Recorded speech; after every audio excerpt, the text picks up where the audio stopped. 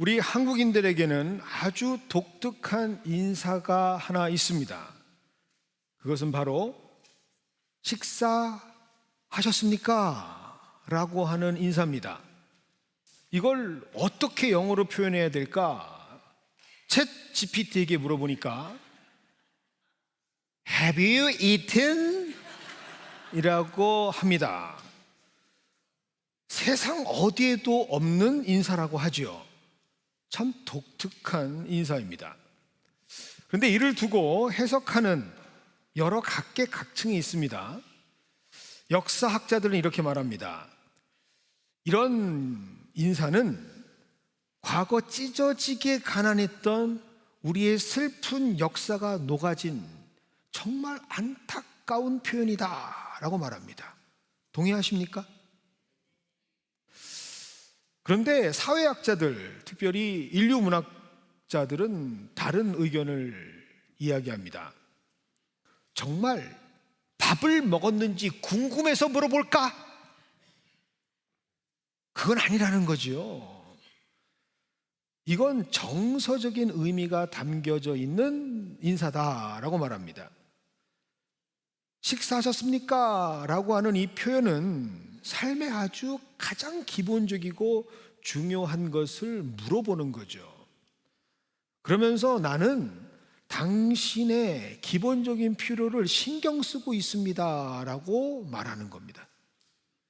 당신의 존재를 나는 소중하게 여깁니다 라고 하는 표현이죠.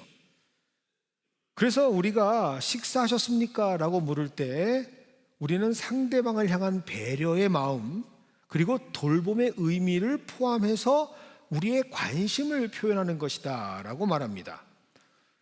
그래서 우리가 식사하셨습니까? 라고 하는 이 인사는 단순히 배고프냐? 라고 묻는 게 아닌 거죠. Are you hungry? 아니에요. 당신을 내가 얼만큼 귀하게 여기고 당신을 향한 마음이 있는지를 표현하는 따뜻한 정이 담긴 인사라는 것이죠. 저는 여기에 동의를 합니다. 여러분도 함께 동의해 주시겠습니까? 그런 의미에서 옆에 있는 분들하고 이렇게 인사하겠습니다. Have you eaten? 네, 식사하셨습니까? 자, 그런데 말입니다. 이 식사하셨습니까? 라는 인사의 의미를 막 연구하고 찾다 보니까 한 사진을 우연하게 발견하게 되는데, 제가 준비한 사진 하나 보여주실래요? 밥은 먹고 다니냐? 라고 하는 사진 하나를 발견했습니다. 뭐 아시는 분들은 아실 거예요. 한국 영화 역사상 가장 또 유명하고 의미 있는 살인의 추억에 나오는 밥은 먹고 다니냐라고 하는 인사입니다. 분명히 식사하셨습니까? 라고 하는 같은 맥락 속에서 선상에서 하는 인사 같아요. 그런데 뭔가 다른 뉘앙스로 들려집니다. 잘 지내냐라고 하는 인사 같은데, 분명히 그 출발은 안부를 묻는 인사 같은데 어딘가 모르게 안타까움과 불만족 사이 어디쯤에서부터 시작하는 인사 같습니다. 밥은 먹고 다니냐? 저도 모르게 이 사진을 옆에 딱 걸어놓고 오늘 설교 준비를 했습니다. 근데 설교가 안 나와요. 마음에 막힘이 있습니다. 이걸 해결해야 말씀을 전할 수 있을 것 같아요. 그래서 묵상하고 또 묵상해 봤습니다. 밥은 먹고 다니냐? 그런데 때마침 그때 하나님께서 마음으로 말씀 하나를 훅 전해주시네요. 그 말씀이 바로 마태복음 4장 4절입니다. 사람이 떡으로만 살 것이 아니요 하나님의 입에서 나오는 모든 말씀으로 살 것이라.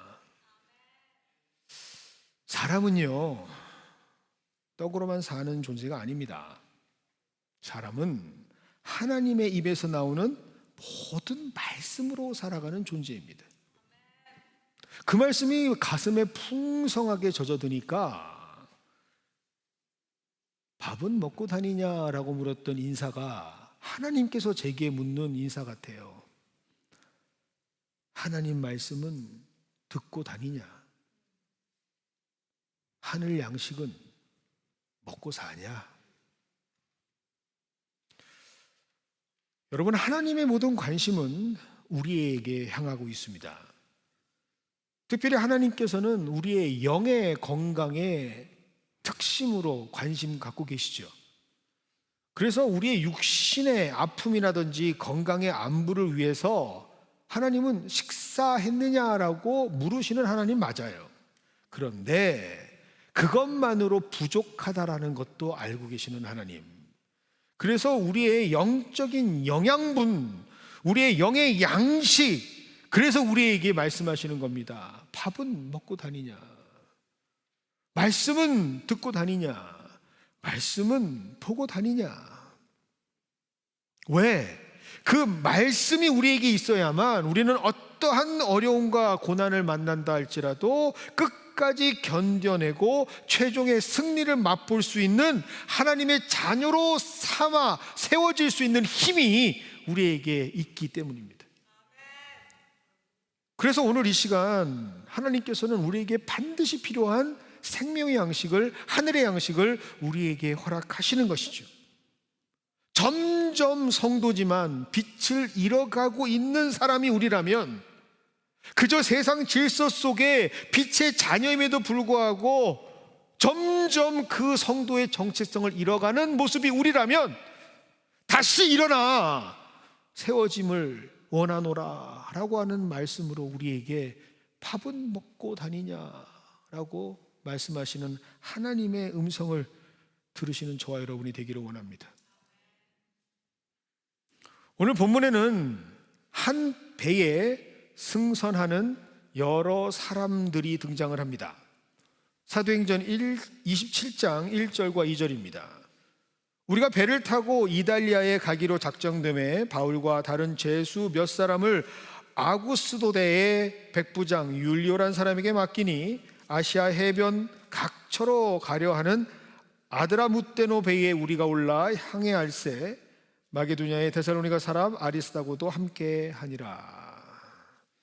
지금 사도 바울은 로마 황제에게 재판을 받기 위해서 죄인의 신분으로 로마로 호송되고 있습니다. 그리고 그 호송을 맡은 책임자 백부장과 함께 다른 제수들과 로마로 가기 위해서 아드라무떼노라고 하는 배에 오릅니다. 그런데 이 배는 가이사라에서 직항으로 로마로 가는 배가 아닙니다. 로마로 갈 수 있는 배는 큰 배여야 하는데 아드라무떼노라고 하는 배는 작은 배입니다. 그래서 로마로 향하는 큰 배가 있는 무라시라는 곳으로 이동을 합니다. 그 내용이 바로 27장 5절과 6절입니다. 길리기아와 밤빌리아 바다를 건너 루기아의 무라시에 이르러 거기서 백부장이 이달리아로 가려 하는 알렉산드리아 배를 만나 우리를 오르게 하니. 준비된 슬라이드 함께 볼까요? 가이사라에서 시돈을 거쳐서 무라까지 가는 것은 아드라무떼노라고 하는 작은 배였는데 이 무라에서 어떤 배를 탄다고요? 알렉산드리아라고 하는 큰 배에 옮겨 탑니다. 그런데 죄인을 호송하는 거니까 죄인 호송선처럼 우리는 생각하는데요, 죄인 호송선이 아니에요. 당시 로마는 군함이 부족했습니다. 그리고 국가 귀속되어져 있는 여러 배들이 없었기에 당신은 어떠한 일을 했느냐, 상업용 선박과 선주들과 협약을 맺고 공무를 수행할 수 있는 일정 비용을 지불한 다음에 군인이나 죄수들을 호송하는 일들을 도맡게 했습니다. 그런데 이때 당시에 협약에 따르면 선주가 계약을 맺는데 그 일정의 모든 집행권, 주도권은 누가 갖느냐? 로마 군인이 갖는다라는 계약 조건이 있어요. 그러니까 일반 사람들의 배를 타긴 타는데 이 배를 어디로 어떻게 운영하는지는 누구에게 달려있다? 로마 군인에게 달려 있는 거죠. 그래서 이러한 상황에서 바울은 지금 민간 상선을 군인이 지휘하는 배에 타는 겁니다. 너무 신기하지 않습니까? 재밌죠? 그런데 민간 상선이니까, 상업용 배니까 어떤 사람들이 이 배에 함께 탈까요? 배를 움직이는 항해에 필요한 크루들이 타겠죠? 선장도 타고 항해사도 타고, 뭐 그 당시 땐 기관사는 없었겠지만 여러 배를 운영하는 데 필요한 사람들이 탑니다. 그리고 상선이다 보니까 여행하는 사람들도 타요. 그리고 비즈니스 하는 사람들도 탑니다. 그러니까 여러 각양각색의 사람들이 다목적으로 함께하는 선박에 오르게 되는 거죠.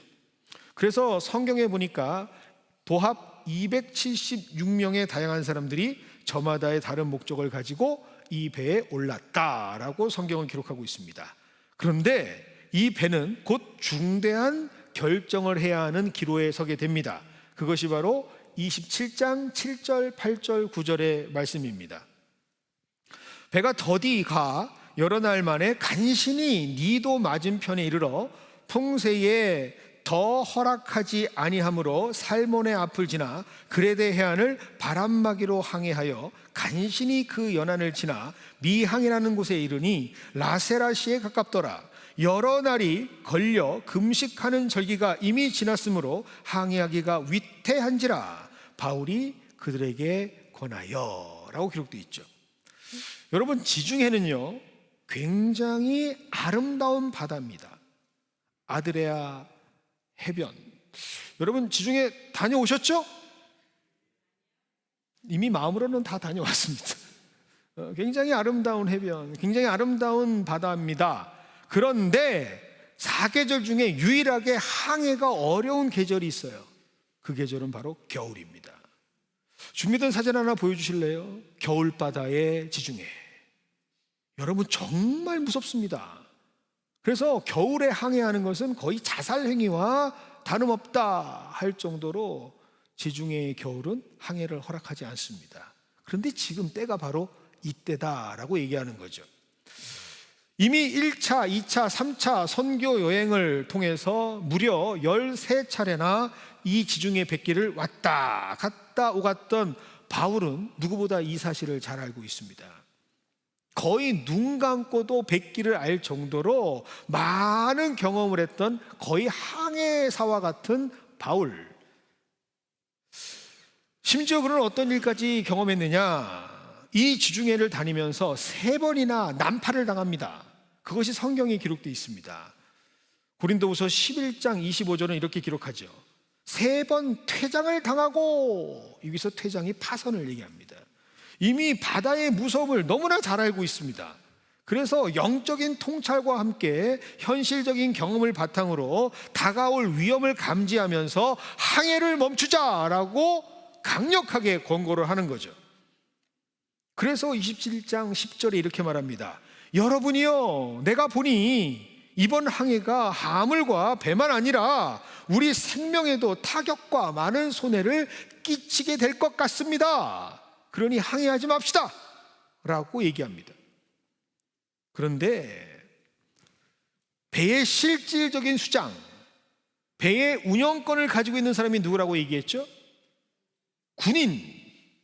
그런데 이 군인 백부장이 지금 죄수인 바울의 말에 귀를 기울였을까요? 아니요. 그는 경험 많은 선장 그리고 선주에게 의견을 묻습니다. 그리고 그 선장과 선주의 말을 더 깊게 받아들이죠. 이 내용이 사도행전 27장 11절과 12절입니다. 백부장이 선장과 선주의 말을 바울의 말보다 더 믿더라. 백부장 그리고 선장 그리고 선주, 그들은요 바울의 말을 완전히 무시해버리고 항해를 강행합니다. 그런데 여러분, 여기에서 우리가 잠깐 멈추고 성경에 집중할 필요가 있습니다. 이들은 왜 분명히 경고가 있었음에도 불구하고 항해를 강행할 수 있었는가? 그것은 바로 이들의 중심에, 이들의 기준에 세상의 논리가 자리 잡고 있었기 때문입니다. 여러분, 세상 사람들이 가장 중요하다고 생각하는 논리가 뭘까요? 그것은 바로 경제 논리입니다. 지금 머물러 있는 미항에서 바울의 말대로 겨울을 날 경우 가장 먼저 머릿속에 떠오르는 게 뭘까요? 276명이나 되는 사람들을 어떻게 다 먹일 건가? 그들에게 어떠한 숙식을 제공할 건가? 라고 하는 계산이 먼저 들어오겠죠. 막대한 경제적 손실이 발생할 것이 뻔한 일입니다. 그러니까 당연히 현실적으로 비용을 생각하지 않을 수 없어서 강행합니다. 아니야, 가야 돼. 그런데 문제는요, 여러분 잘 들으셔야 돼요. 이 경제 논리를 가지고 살아가는 사람들은 가장 중요한 가치를 잃어버립니다. 가장 중요한 가치가 무엇인지를 알지 못해요. 가장 중요한 것은 생명입니다. 그런데 이 생명을, 목숨을 담보로 해서 지금 항해를 하고 있는 겁니다. 여러분, 항상 이 경제적 논리에 빠져 있는 사람들의 판단은 최고로 여겨야 할 생명을 무시하고 생명이 세워지고 일어나는 역사를 감당하지 못하는 사람들이 됩니다. 여러분, 과거 우리 역사를 한번 떠올려 보기를 원합니다. 우리 한국의 역사 말이죠. 지금은 많이 나아졌죠. 이제 한국도 괜찮은 나라가 되었고 잘 사는 나라가 되었습니다. 그런데 과거 20년 전, 30년 전 한국을 부르던 대명사는 자유민주공화국이 아니라 사건사고공화국이었습니다. 그리고 그런 사건사고공화국, 왜 이런 이야기를 들었을까? 고도 성장기에 많은 사람들에게 집중되었던 인생의 가치는 뭐냐면 경제 논리였습니다. 돈이 된다면 내 몸 하나, 어떻게 해서든지 돈이 된다면 희생하는 것, 그것이 미덕이라고 여겨졌던 시대가 있었습니다. 그리고 건축하는 사람들은 어떻게든 빨리빨리 비용을 줄여가며 일을 만들어야 한다고 생각했죠. 그런데 여러분, 그 결과가 어땠는지 기억하십니까? 백화점이 무너지고 수많은 사람들은 죽었습니다. 다리가 끊어지고 수많은 사람들은 사랑하는 사람들을 잃었습니다. 어쩔 수 없지 않느냐? 라고 얘기하는 사람들, 국가를 위한 희생이다! 라고 계산기를 두들기던 사람들, 자제를 빼먹고 원칙대로 행하지 않고 그저 빨리빨리의 의미를 두고 중점을 두었던 사람들, 그런 사람들이 만들었던 모든 대형 사고의 이면을 들여다보면 어김없이 경제 논리가 도사리고 있었습니다. 그저 돈! 그저 돈! 세상의 돈에 미쳐서 최우선의 가치보다는 사람의 목숨을 하찮게 여기면서 손에 쥐으려고 했던 것이 우리의 역사입니다. 여러분, 불편한 이야기 하나 더 할까요? 과연 이것뿐일까요?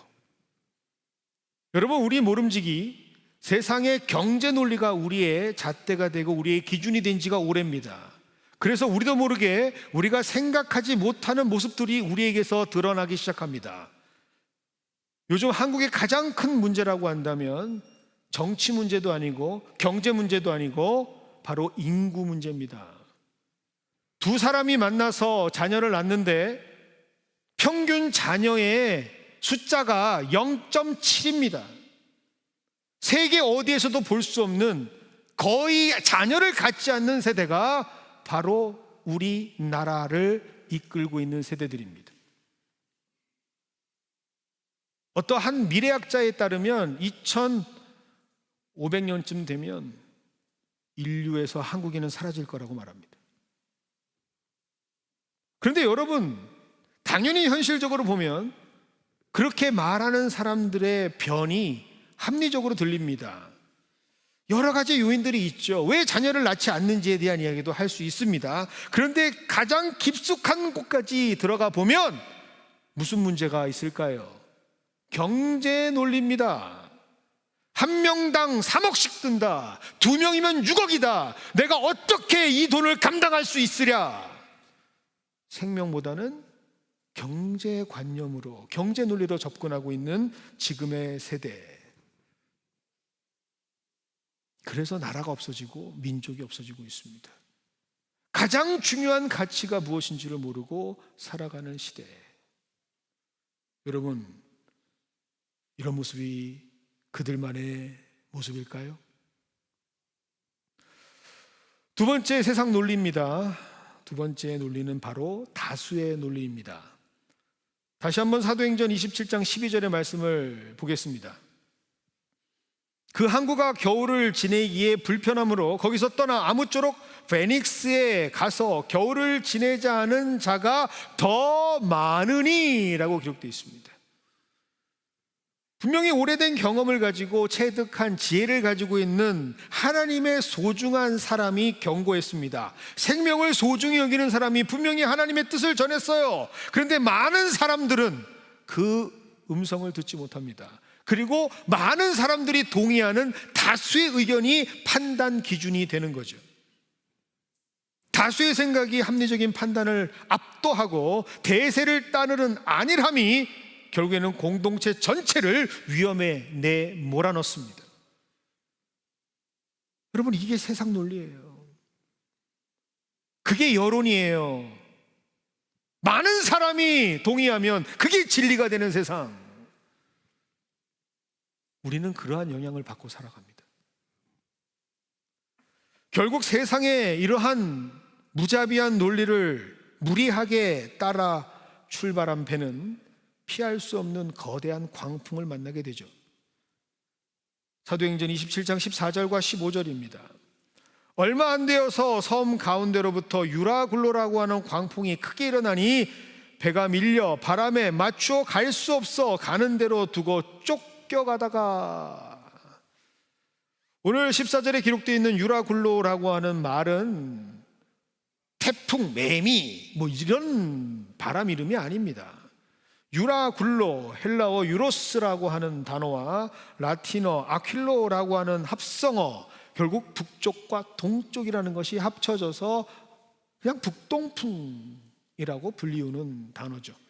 그런데 왜 유라굴로라고 하는 이 단어가 우리에게는 굉장히 큰 의미로 다가오는 걸까요? 그것은 바로 이건 영적인 바람이기 때문에 그렇습니다. 인간의 경제 논리, 다수의 판단이 가져온 결과가 얼마나 무력하고 참혹한 결과를 가져오는가를 우리에게 보여주시는 하나님의 숨결, 하나님의 한숨, 그것이 바로 유라굴로라는 거예요. 하나님께서는요, 인간의 잘못을 무조건 용서하시는 분이 아닙니다. 여러분, 성경을 보시는 분들, 지금까지 계속해서 성경을 읽고 계시는 분들은 분명히 알고 있는 사실 아닙니까? 하나님은 단순하게 무조건 용서하시는 분이 아니에요. 그건 누군가가 여러분들의 귀에 듣기 좋은, 여러분 마음에 듣기 좋은 그 말을 했을 뿐인 겁니다. 하나님은 절대로 무조건적으로 용서하지 않으셔요. 하나님은 그런 무기력한 존재가 아닙니다. 하나님은 우리를 사랑하는 존재이시기에 우리가 무엇이 잘못되었다면 그 잘못이 무엇인지 정명백백하게 보여주시는 분이에요. 그리고 그 잘못으로 인해서 실패를 얻던, 결과를 얻던 그 원인을 깨달을 때까지 밝히 보여주시는 분이 우리 하나님이에요. 무턱대고 넘어가는, 덤승덤승 넘어가는 그러한 존재가 아니란 말입니다.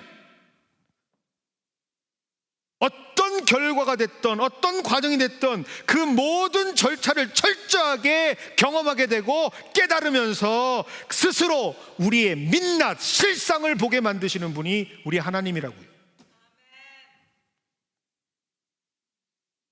그렇게 인간 기준으로, 세상 기준으로 판단했던 275명은 그래서 그 참혹한 결과를 맛보게 되는 겁니다.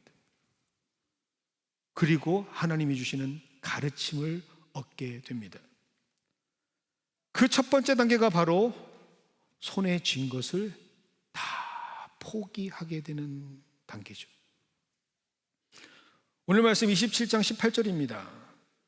우리가 풍랑으로 심히 애쓰다가 이튿날 사공들이 짐을 바다에 풀어버리고, 심히 애쓰다가 짐을 다 풀어버리고, 가장 먼저 그렇게 힘썼던 모든 소유를 다 버리게 만드십니다. 경제 논리로 좀 덜 손해보려고 했던 그들의 출발, 뭔가 조금 더 유익을 얻으려고 했던 그들의 결정, 그런데 그 모든 것들을 철저하게 후회하고 철저하게 포기하게 만드시는 하나님의 모습을 우리는 발견합니다. 가장 중요한 게 뭔지를 깨닫게 하시는 거죠. 가장 중요한 것은 손에 쥔 것이 아니라 바로 내 안에 있는 생명이라는 것을 하나님께서는 깨닫게 하십니다. 살려고 그렇게 우선시 되었던 모든 짐들을 다 바다에 던지는 겁니다. 분명히 그 던진 짐에는 누군가의 꿈이 담겨져 있겠죠. 누군가에게는 생명, 가족의 생계가 보장되었다라고 생각했던 짐들이었을 겁니다. 누군가에게는 인생이 담보되었을 거고, 너무나도 소중한 소유물들이 그 짐에 담겨져 있었을 겁니다. 그런데 이 모든 것들은요, 죽음 앞에서 아무것도 소용없는 것들이라는 것을 하나님은 깨닫게 하십니다. 그리고 가장 중요한 것은 지금 나의 생명이다라는 것을 깨닫게 하시는 거죠. 그래서 여러분, 성경에 보면 뭐라고 기록되어 있죠? 잔치집에는 가지 말아도 어디는 가라? 장례식에는 가라 라고 하는 겁니다. 여러분, 항상 기억해야 될 말이 있어요. 돈은 있다가도 없고 없다가도 생깁니다. 지금 그 눈빛들은 뭔가요? 항상 없나요? 저도 그래요. 항상 없어요. 그런데 여러분, 생명은요, 한 번 잃으면 돌아올 수가 없어요. 채워지지 않아요. 그래서 하나님은 이 생명이 얼마나 소중한 가치인가를 깨닫기를 원하시는 거예요.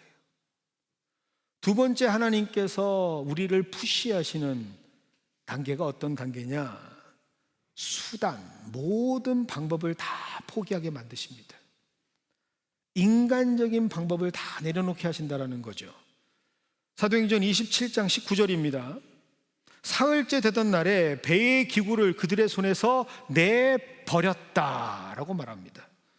여러분, 배의 기구는요, 배를 움직일 수 있는 필수적인 요소입니다. 그런데 그들은 그 필수적인 요소마저도 다 내버리고 있어요. 왜요? 생명을 유지하기 위해서, 생명을 구원받기 위해서, 배를 통제할 수 있는 최소한의 마지막 최후의 보루까지 다 포기합니다. 그런데 이건 누가 하시는 일이죠? 하나님이 하시는 일입니다. 하나님은요, 여러분들을 어디까지 몰고 가시느냐? 오직 하나님만 바라볼 수밖에 없는 상황까지 몰아가십니다. 왜 그런 줄 아세요? 오직 우리의 구원의 수단은 하나님만 되어 주실 수 있기 때문입니다. 그런데 너무나 안타까운 사실은, 정말로 안타까운 사실은, 우리 인간들은 이 놀라운 진리를 다 잃어버리고 나서 깨닫는다는 사실입니다. 광풍을 만나야만 깨닫고, 손에 묻힌 것을 다 내려놓을 때 깨닫고, 그렇게 힘들고 어려운 고통 속에서 깨닫는다는 사실입니다.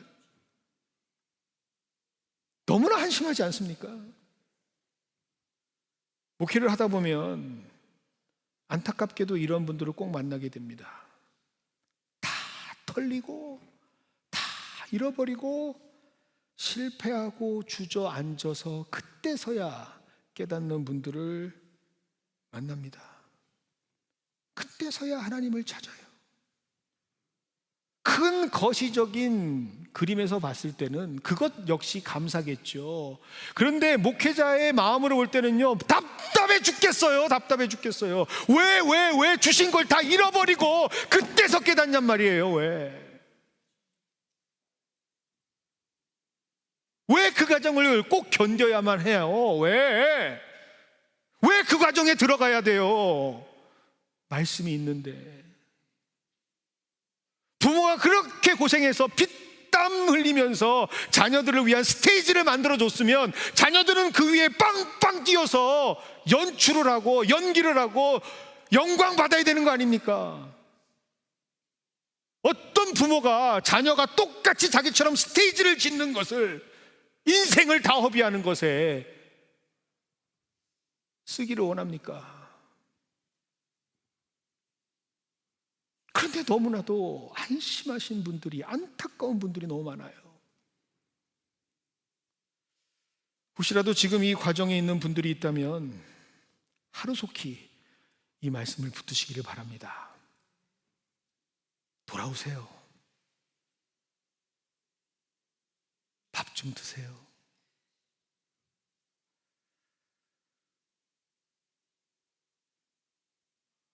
그런데 오늘 본문은 여기에서 멈추지 않고 우리에게 유라굴로라고 하는 광풍 속에서도 잠잠히 구원을 선포하는 한 사람을 소개하고 있습니다. 그 사람은 바로 사도 바울입니다. 모든 희망이 사라진 그 절망의 한복판에서 비록 아무도 자신을 주목하지 않지만 호련히 일어나는 사람이 있습니다. 그 사람이 바로 사도 바울입니다. 그를 성경은 하나님의 사람이다 라고 말하죠. 사도행전 27장 22절의 말씀입니다. 내가 너희를 권하노니 이제는 안심하라. 너희 중 아무도 생명에는 아무런 손상이 없겠다라고 말이죠. 사실 여러분 성경을 쭉 오늘 27장을 읽어가시면 여러분이 발견하시는 상황이라는 게 있습니다. 그런데 그 상황을 보시면 전혀 달라진 게 없어요. 여전히 풍랑이 일고 있고 멈추지 않고 20절에 보면 뭐라고까지 기록되어 있느냐, 구원의 여망마저 사라졌다라고 기록되어 있습니다. 그런데 갑자기 이런 상황 속에서 안심하라 라고 말할 수 있다? 여러분 이런 사람들을 보면 보통 뭐라고 얘기하죠? 미쳤다라고 말하죠. 제정신이냐고 얘기하죠. 아닙니까? 그런데 그는 분명하게 선포합니다. 23절과 24절입니다. 내가 속한 바 곧 내가 섬기는 하나님의 사자가 어젯밤 내 곁에 서서 말했다. 바울아 두려워하지 말라. 내가 가이사 앞에 서야 하겠고 또 하나님께서 너와 함께 항해하는 자를 다 내게 주셨다라고 말이지. 여러분 그가 세상을 향해서 그 275명을 향해서 자신 있게 말할 수 있었던, 담대하게 안심하라 선포할 수 있었던 힘이 뭔지 아십니까? 그에게는 말씀이 있었다라는 사실입니다. 그 근거, 하나님의 사자가 내게 선포해 주신 주의 말씀이 내게 있을 때 나는 세상의 기준이 아니라 상황의 모든 힘을 뛰어넘어서 주의 놀라우신 은혜를 선포할 수 있다는 사실을 꼭 기억하시길 바랍니다. 그게 바로 하나님께서 우리 성도에게 원하시는 모습이에요. 성도로 부르심을 받은 자들이 회복해야 될 모습은 바로 말씀을 가지는 모습이에요. 수많은 길고 험난한 인생을 살았지만 어떠한 역경과 고난의 끝자락에서도 소망을 잃지 않았던 그 삶을 지탱할 수 있었던 사도 바울의 원초적인 힘은 바로 말씀이라는 것을 그가 가지고 있었기 때문입니다. 그래서 말씀이 있는 자, 하나님이 언약이 그에게 있는 자는 어떠한 상황 속에서도 구원을 노래할 수 있는 사람이 된다라는 사실입니다. 여러분 긍정의 힘이요, 혹시라도 책 있으면 알아서 처리하세요. 강인한 자기 확신이요, 정신 차리시고요. 여러분 하나님의 사람들이 어둠을 깨치고 일어날 수 있는 절대적인 근본적 힘은 하나님의 말씀밖에 없어요. 그 말씀이 우리에게 있을 때 고난의 순간마다 반복해서 우리에게 말씀해 주시는 주의 음성을 들을 때 우리는 일어설 수 있는 겁니다. 그 축복이 우리에게 있기를 원합니다. 여러분, 바울도요, 에베소에서 고난 속에 있을 때 계속해서 하나님의 음성을 들었어요. 괜찮아질 거야, 곧 나아질 거야, 이런 음성 아니었어요. 하나님의 사람이 그에게 전해준 음성은 내가 로마도 봐야 할 것이다 라는 말이었어요. 이 상황을 뛰어넘어 너는 로마에 서게 될 것이다 라는 말이었어요. 여러분, 예루살렘 그 차가운 감옥에서 고생할 때도, 바울이 신음할 때도 주님께서 그를 찾아와 하신 말씀은 Everything gonna be okay, 아니에요. 내가 지금 이렇게 나를 증언한 것처럼 로마에서도 증언해야 하겠다라고 하시는 말씀이었어요. 그게 뭔지 아세요? 하나님 말씀이자 하나님 사명이라는 거예요. 그리고 동일하게 광풍 속에서도 주님께서는 말씀하신단 말입니다. 24절입니다. 바울아, 두려워하지 말라. 내가 가이사 앞에 서야 하겠고 또 하나님께서 너와 함께 항의하는 자를 다 내게 주셨다. 여러분, 그래서 약속 있는 사람들은 미래를 꿈꿀 수 있는 겁니다. 하나님의 사명이 이루어질 때까지는 포기하지 않고 끝까지 전진해 나갈 수 있는 겁니다. 여러분, 그래서 혹시라도 건강의 두려움, 어떤 죽음의 공포 속에 있는 분들이 있습니까? 사명 받으세요. 그러면 사명이 이루어질 때까지 안 죽어요. 하나님께서 그 일을 이루실 때까지 골골대는 한이 있어도 죽진 않아요. 여러분, 오늘 제가 준비하지는 못했지만 영상 하나를 말씀드릴게요. 과거에 하용조 목사님께서 마지막 설교를 하실 때 그때는 일어나지도 못하셨어요. 설교단에 앉으셔서 설교하셨어요. 머리는 다 빠지고 항암은 7번, 살아있는 것이 기적이라고 그랬어요. 그런데 그 앉아서 머리가 다 빠지고 덜덜 떨면서 말 한마디 한마디도 힘겹게 뱉으시는 그 목사님이 뭐라고 말씀하시는 줄 아십니까? 나에게는 사명이 있습니다. 내가 이렇게 항암을 7번이나 하고 암수술을 7번이나 받아도 나는 죽지 않습니다. 나에게 주신 사명이 아직 끝나지 않았기 때문입니다. 여러분들, 주의 말씀에 붙으십시오. 우리에게 사명이 있는 한 우리에게 멈춤은 없고 끝은 없습니다 라고 말씀하시는데 교인들이 박수를 치면서 동의를 해요. 저 그 영상 꼭 보여드릴게요. 얼마나 가슴이 뛰는지. 여러분, 그게 우리가 가져야 되는 모습이에요. 어쩌면 우리 중에는 생각하지 못했던 유라굴로 광풍을 맞이하고 있는 분들이 계실 수 있습니다. 경제적인 어려움, 깨어진 관계의 유라굴로, 전혀 앞이 보이지 않는 진로의 어둠이라고 하는 유라굴로, 각양각색의 유라굴로가 우리를 힘들게 만들 수 있습니다. 그런데 여러분, 걱정하지 마세요.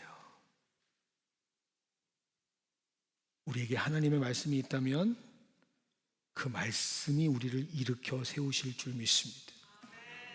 우리에게 말씀이 있다면 그 말씀을 붙잡고 우리는 일어날 수 있기 때문에 그렇습니다. 그래서 우리는 오늘 성경을 담대하게 선포하고 있는 그 말씀을 우리의 말씀으로 받아야 되는 거예요. 25절입니다. 여러분, 안심하라. 나는 내가 내게 말씀하신 그대로 되리라고 하나님을 믿노라. 여러분, 지금 아멘 하셨죠? 우리가 기도할 때마다 아멘하고 하죠. 여러분, 그 아멘의 뜻이 뭔지 아십니까? 바로 27장 25절, 나는 내게 말씀하신 그대로 되리라고 하나님을 믿습니다. 그게 아멘인 거예요. 그게. 여러분, 이 아멘의 신앙이 우리에게 있어야 우리는 모든 삶을 이겨낼 수 있습니다. 그리고 그것이 있어야 우리는 삶의 역전을 맛볼 수 있는 거예요. 지금까지 배를 지휘하던 백부장, 그리고 군인들, 일개 죄수로 여겼던 수많은 275명의 사람들, 그런데 여러분, 성경 27장을 쭉 읽어가시면 이 아멘 신앙을 선포하고 난 뒤에 역사가 역전되는 것을 발견하시게 됩니다. 모든 사람들의 눈은 바울의 입으로 향합니다. 죄인이었던 자가 그들을 이끄는 영적 지도자로 세워집니다. 그리고 바울을 포함한 276명은 다 구원을 얻습니다. 하나님의 말씀을 붙드는 것, 그것은 곧 나를 향하신 하나님의 뜻을 신뢰한다라는 뜻이죠. 그래서 여러분, 주의 말씀을 받으시기를 바랍니다. 그러려면 주의 말씀을 펼치셔야죠. 그러려면 주의 음성을 들으셔야죠. 주님과 가까이 주님의 음성에 보다 더 귀를 기울이시는 저와 여러분이 되기를 원합니다. 그렇게 하나님의 말씀을 약속으로 붙드는 한 사람, 그 한 사람만 있다면 가정이 변합니다. 그 한 사람만 있다면 교회가 변합니다. 그 한 사람만 있다면 시대의 질서가 회복됩니다. 역전케 되는 영광의 사람들로 하나님께서는 우리를 부르실 줄 믿습니다. 한 주간도 세상 속에서 각자의 유라굴라 광풍을 만나실지라도 오늘 주신 하나님의 메시지를 굳게 붙드시고 두려움을 이겨내시고 담대히 승리하시는 저와 여러분이 되시기를 주님의 이름으로 축원드립니다. 이제 다음